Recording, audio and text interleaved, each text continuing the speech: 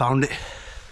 Earlier on in the year, I tried to find an unofficial log cabin hidden in the forests just outside the village of Bedgellet, but I couldn't. I'm not even sure if this cabin exists anymore. The problem that I discovered, There's definitely something down there. was that the only location instructions are from a blog nearly 10 years old, very obscure and no longer work. But undeterred, and this time up against the shorter winter days and sub-zero temperatures, I yet again made the drive down to Snowdonia to see if I could find and stay in Bedgellet's secret cabin. So I'm just getting all my food packed ready because I had to stop off on the way. We've got some golden rice, some noodles, some rice pudding, lots of carbs, but I need to get going because the one problem I do have is that this time of year in England it gets dark about 3 o'clock and it's currently 12, so I've got 3 hours to find the thing, so I don't want to be wandering around these woods in the dark. Water is such it's so heavy, but you just need it, and I don't seem to have anywhere to put it.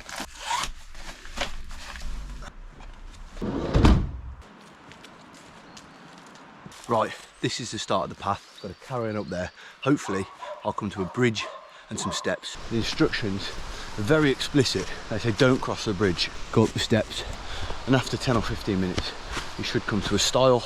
You turn left, and you're at the cabin.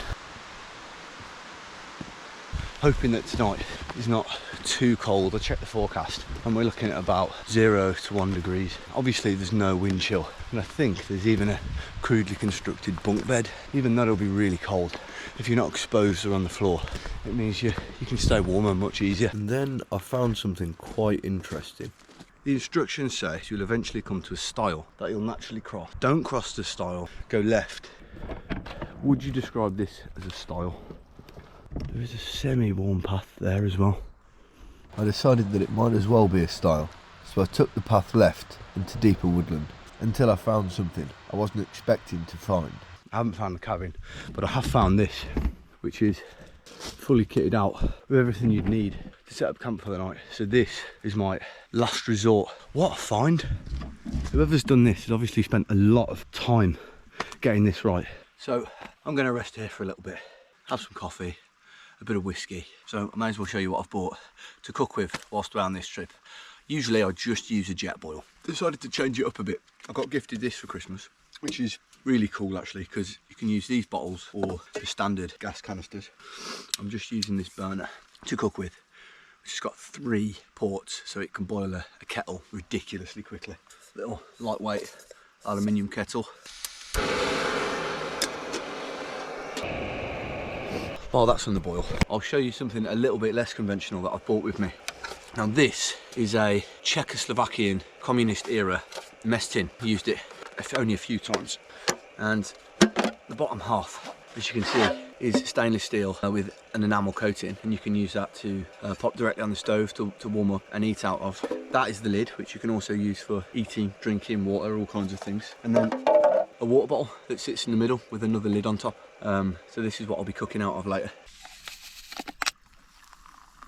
I'll enjoy this coffee, but head off back up there. The log cabin isn't down here. I'm gonna have to retrace my steps back to that water bridge and carry on looking, because the tracks just run out here. By God, I think I've found it. Let's have a look. Surely. But I've got to cross this lot first. I found that really cool camp out, and whatever the hell this is. But also, where's this cabin? Well, I don't know. This is really cool, and this is properly built. Like, they weren't fucking around with this. Look, these are proper trees that have been knocked down to build this thing. So, second place I can definitely sleep at if I can't find the log cabin. I decided at this point it was time to pack away my tripod and GoPro and to do less filming and more finding. And just like that, I found it. Yes. Let's go and see if anybody's inside. Yeah, you can see people do stay here. Someone's just had a fire.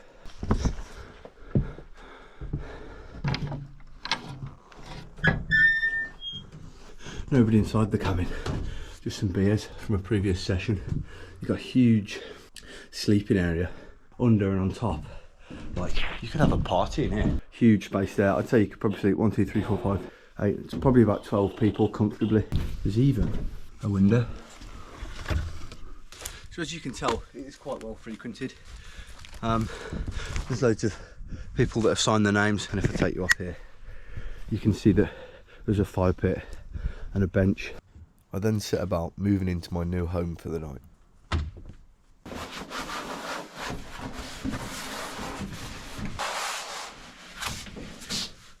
The sleeping bag I'm using tonight, considering we're going down to -1, from Decathlon, and it's 15 years old, but it is rated to -8 as a transition temperature, so comfort -2. I keep this jacket on.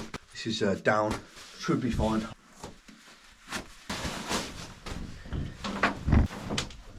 I will take you through what little bits I have brought with me. I've bought these army issue thermal trousers, a bivvy bag, Gore-Tex completely waterproof bag that you can put your sleeping bag in and just sleep on the ground anywhere, and you don't have to worry about rainfall. This was my plan B in case I couldn't find the cabin, but luckily I haven't had to use this. And a waterproof jacket. In terms of items to wear, that's it. It was worth just taking a minute to admire the beauty of my surroundings before I started cooking dinner. Tonight I got 2 bags of Aldi's best vegetable veg rice. Not the most illustrious meal I've ever concocted, but at 800 calories it'll do. Oh, we're getting there. Slowly but surely. I've had to turn it right down to stop it burning. That's nice. I'd recommend the veggie rice. With the daylight quickly vanishing, the temperature dropping and no phone signal to speak of, I had nothing more to do than to contemplate the things we rarely get time to in the modern world.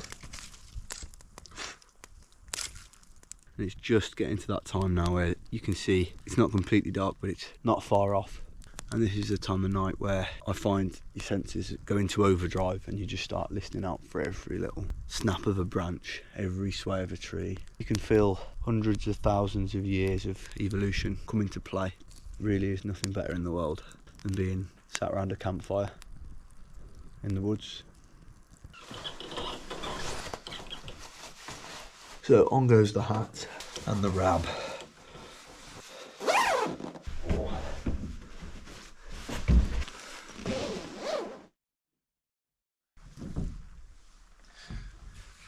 Now that was a really good sleep. I've been up for about 20 minutes, made a little coffee. The only thing better than my sleep last night is this view to wake up to.